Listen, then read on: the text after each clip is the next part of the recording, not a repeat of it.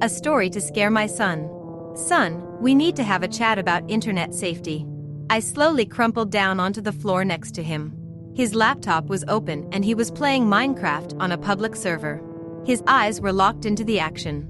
Comments scrolled down the side of the screen in a chat box. Son, can you stop your game for a minute? He exited the world, closed the laptop, and looked up at me. Dad, is this going to be another cheesy scary story? What?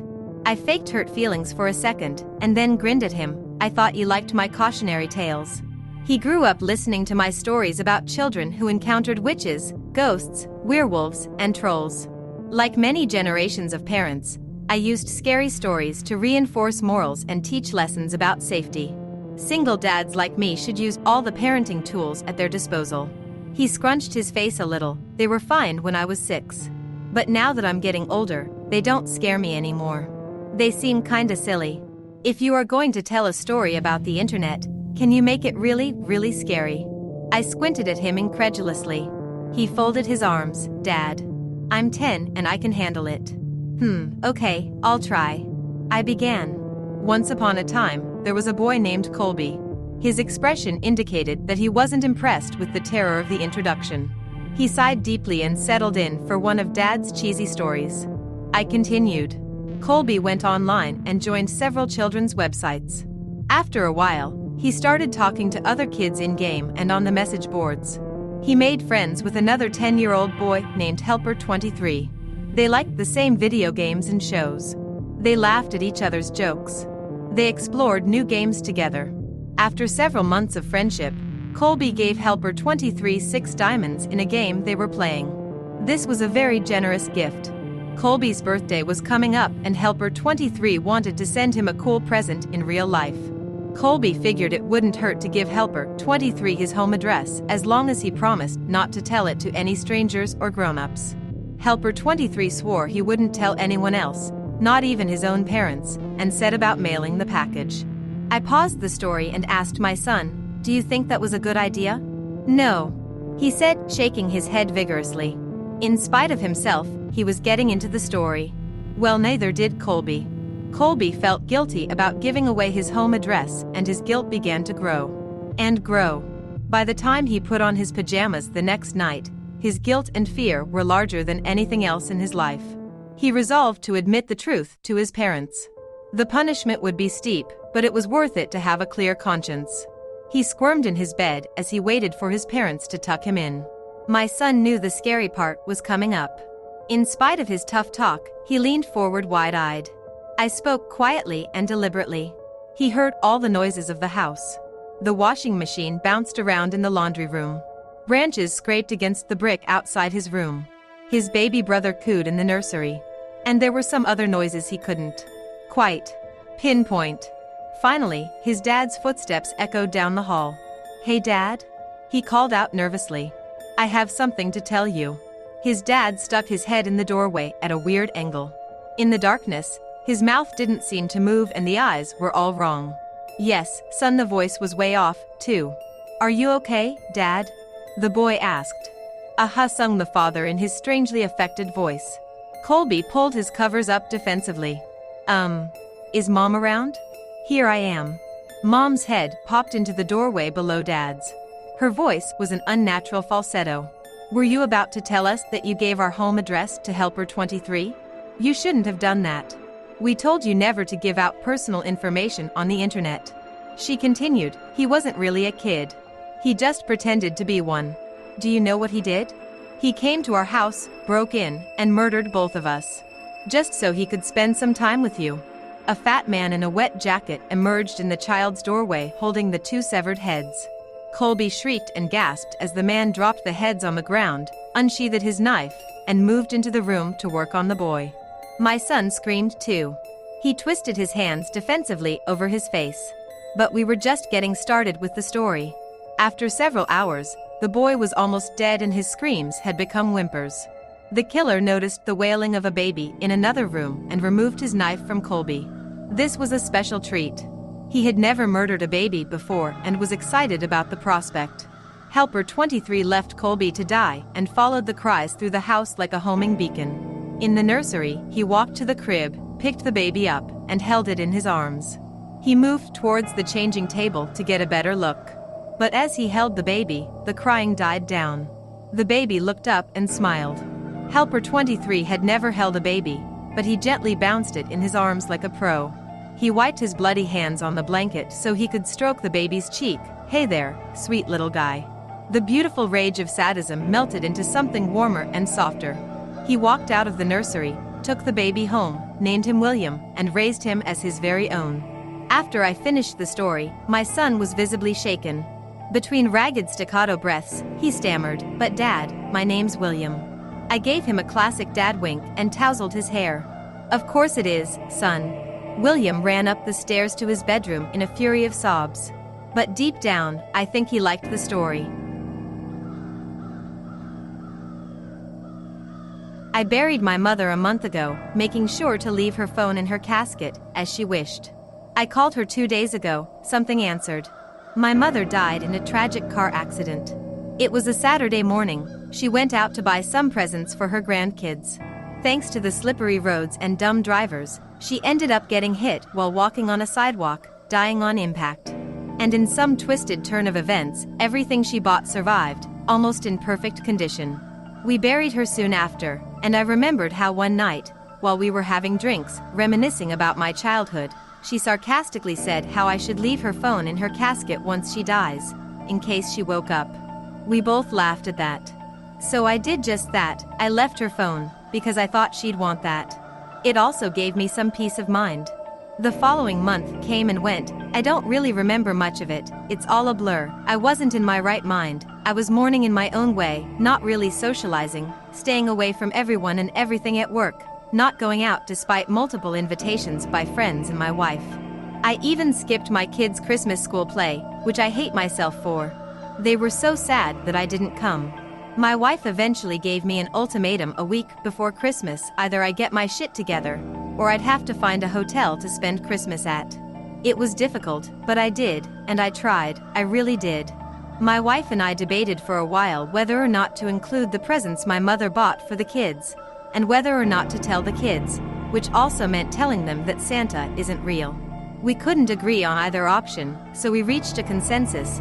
We do give them the presents my mother bought, and we do tell them it's from her, but in a special way. Grandma talked to Santa in heaven, and asked to get you these gifts, is what we told them. They cried, they laughed, so did we. Christmas was great. First Christmas without my mother, and it hurt. For some context, we opened gifts the day before Christmas, before sleep. It sounds weird, I know, but we come from an European country, and that's just how things are done here, we're used to it. After the kids went to sleep, and my wife signed off to bed, I just couldn't. It was eating me alive not being able to talk to her, and I cried. I cried so much, I was such a mess that before I knew it I had my phone held up to my ear, ringing. The ringing stopped. I pulled the phone away, looking at the screen in shock. The call timer was still ticking. It was the screen of being on call. I heard some shuffling and other weird sounds on the other side. Trying to listen in closer, I put it back to my ear. "Hello?" I said in a shaky voice. "P?" A female voice responded, my mom's voice. P was the nickname she always used for me. "Mom?" I broke into a sob. She didn't say anything for a long while. "I'm sorry, Mom. I'm here," she said. "I miss you," I replied, clutching the phone harder, as if doing so would get me closer to her. I couldn't really understand how this was happening. Maybe I was hallucinating. "It's your fault." The voice rang from the other end. "What? Mom?" I was confused. What did she mean by that? Her voice was weird, it was hers, but somehow broken, distorted. Maybe the connection was bad. I mean, she was below the ground. "It's your fault," it said again, even more distorted than before. "You killed me. You killed me. You killed me." It started repeating, screaming at me. I dropped the phone and started sobbing louder, covering my ears. I stayed like that for a long while, until my tears dried out. I opened my eyes again and looked at the phone on the ground. The call was still running, now at 15 minutes. It was silent again. "Mom?" I asked in a shaky voice. "I'm outside." Her voice was back to normal, but it no longer sounded like her. It sounded like an imitation almost. "What?" I asked, not believing what I'm hearing. A loud knock suddenly resounded at the front door, a single loud knock, startling me. "Open," she whispered, and another knock came. "This is not real, I'm just hallucinating," I said out loud, now rocking back and forth again. I was crazy, I was going out of my mind. Another knock, louder than the one before. Then another, and soon someone was just banging on the door, faster and faster, building up momentum. "Stop!" I screamed. "Stop!" I repeated, covering my ears and closing my eyes. I could still hear the banging on the door, and then a hand on my shoulder. I shook it away in shock, shouting, "No! Peter? What's wrong?" It was my wife, her worried eyes peering down into mine. I was now on the ground flaying my hands like a crazed man. I could no longer hear the knocking. "Did you open the door? Was it her?" "Door? What?" She looked extremely worried. "Are you okay, Peter?" I looked around frantically, using my hands to feel for the phone. When I found it, I looked on the screen. I was still on call. "Mom, see, I'm on call with her, she talked with me." I tried explaining to her. "Let me in." Another whisper came from the phone. My wife was shaking her head. "Go to sleep, Peter, you're not well. Did you not hear that? See? She's speaking." I shoved the phone into her face. Her eyes widened. "How is this?" Another loud knock at the front door interrupted her. "What the hell? Who's knocking at such a late hour?" She started walking over to the front door. "No, don't." I screamed at her, but she didn't open it. All she did was look through the peephole. "There's nobody here." Another loud knock. My wife jumped back startled. "What the hell, whoever this is, it's not funny, we're calling the police." "It's me," the voice whispered again. Another knock. "That's it, I'm calling the cops." My wife walked upstairs, probably to get her phone. "Please let me in, it's cold."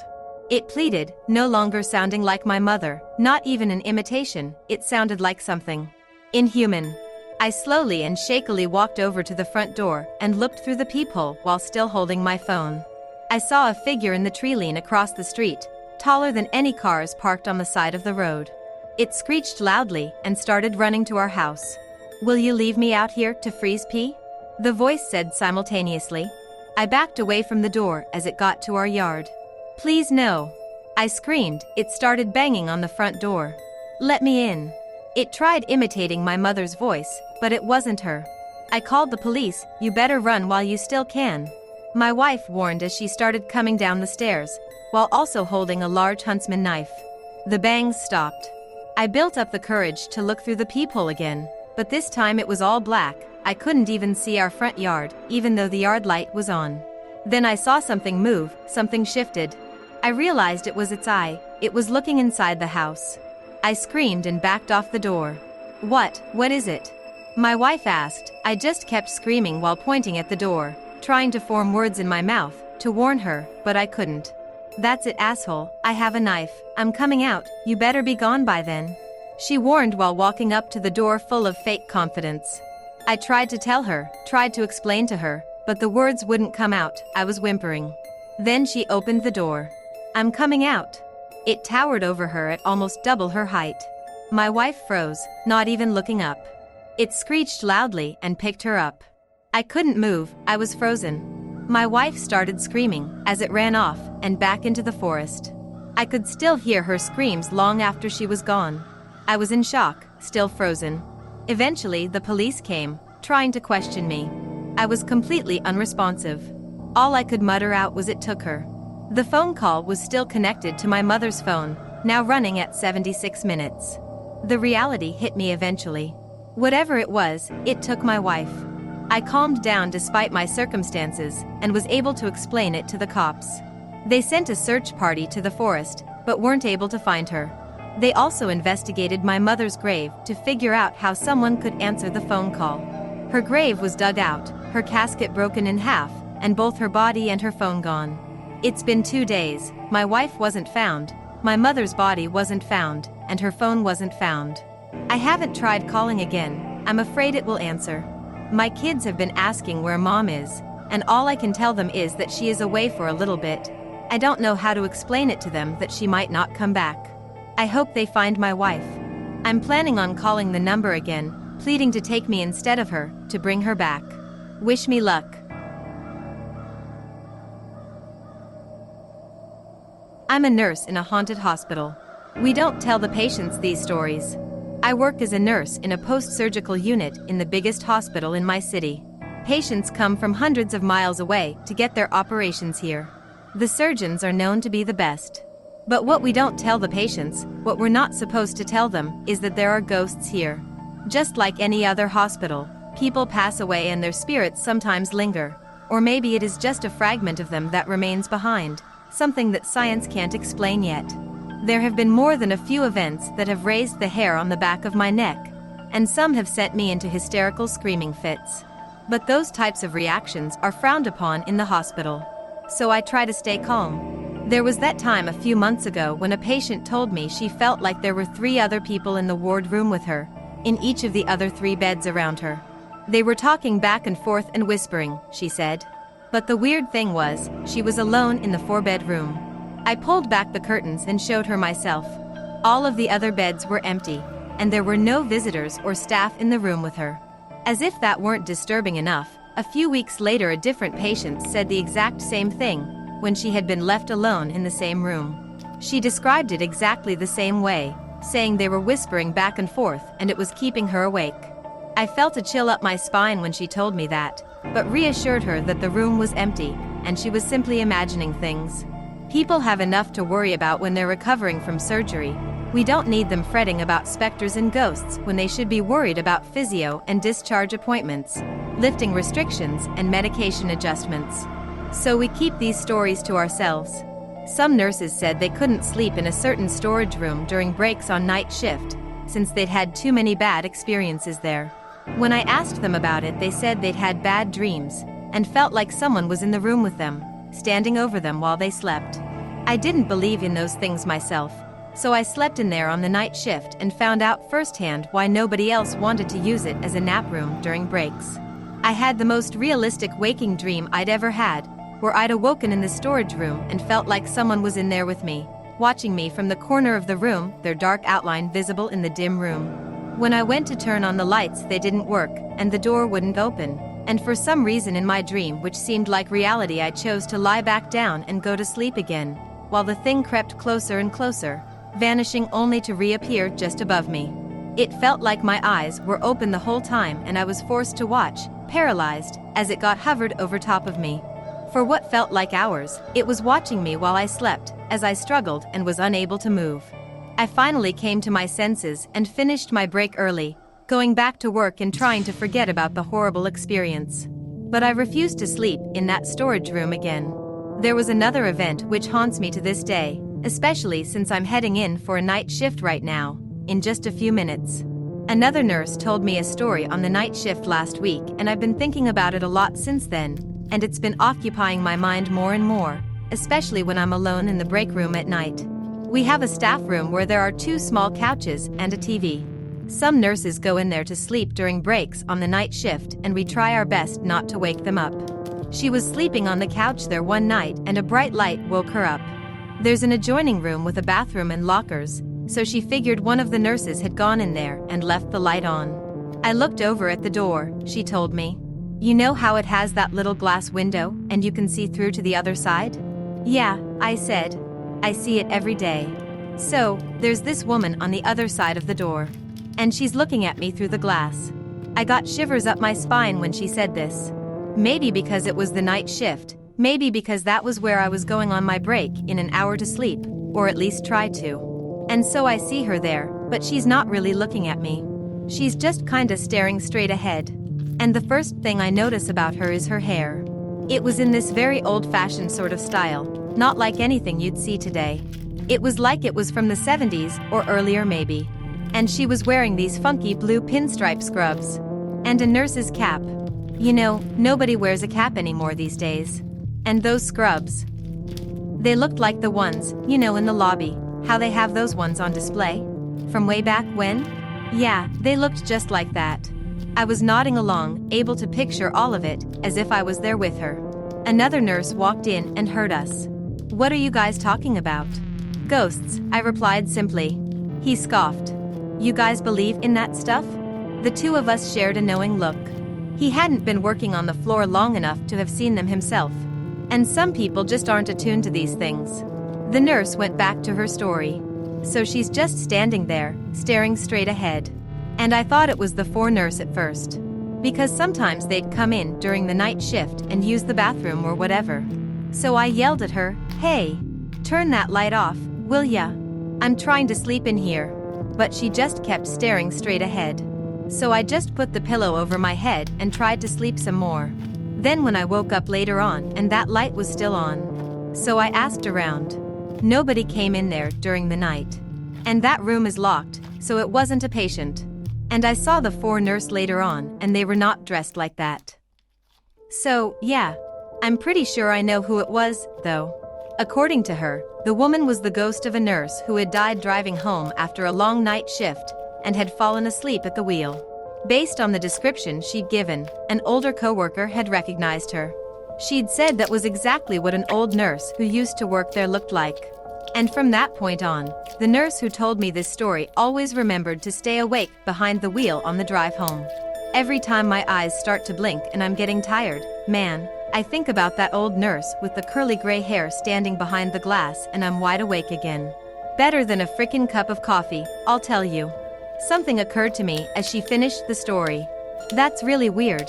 My patient in room 14 told me last night that they saw someone peeking their head in the room and looking at them. And sometimes they would stand in the doorway and just stare at them for a while. She said the person had a very old-fashioned haircut and old-fashioned scrubs. She thought it was a ghost or maybe a hallucination. Ghosts and hallucinations are commonplace on the post-surgical floor, and sometimes it can be difficult to tell the two apart. Pain medication-induced post-operative delirium is not unheard of, especially in the elderly. She thought it was the Dilaudid. So none of that tonight. Just sticking with Tylenol. Good idea, the other nurse said, and I excused myself. I figured I'd check on my patients. Especially the ones in room 14. I was somewhat unsurprised to see a woman in blue pinstripe scrubs with a cap looking in at them from the doorway. Despite my terror, I began to walk on shaky legs down the hall towards her. She turned to look at me and went away from the patient's room, going down the side hall at the end of the unit. I ran to catch up with her, needing to see for myself who she was. When I got to the end of the hall, I looked to the left. She was gone. But it had only been a few seconds. I ran down the short length of hallway to the next corridor. This other one was much, much longer. She could not have disappeared so quickly unless she went into a patient room. But again, she was gone. My heart hammering in my chest, I refused to believe it was a ghost. Such things didn't exist. They just couldn't. Room 9 was the only one she could have gone into in such a hurry. I went in and found all of the patients were wide awake, despite the late hour of the night. It was 3 a.m., and everyone should have been asleep. "It's freezing in here, can you get me a warm blanket?" asked the patient by the door. I told her I would, and she nearly screamed in fright. "Oh my goodness," the old woman said, startled. "I didn't see you there." "So who were you talking to?" I asked. "The other nurse. The one who just came in." "Where did she go?"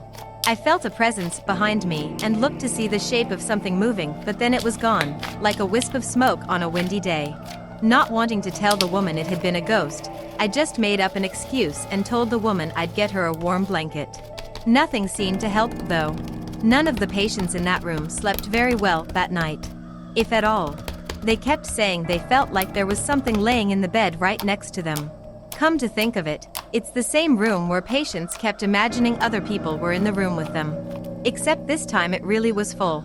I haven't seen the ghost nurse since that night. And I'm hoping I never do again. It's terrifying to say the least, since I don't really understand why she's here. And you never know exactly when she's going to show up. I'm heading into work for another night shift now. Wish me luck. I'm gonna need it.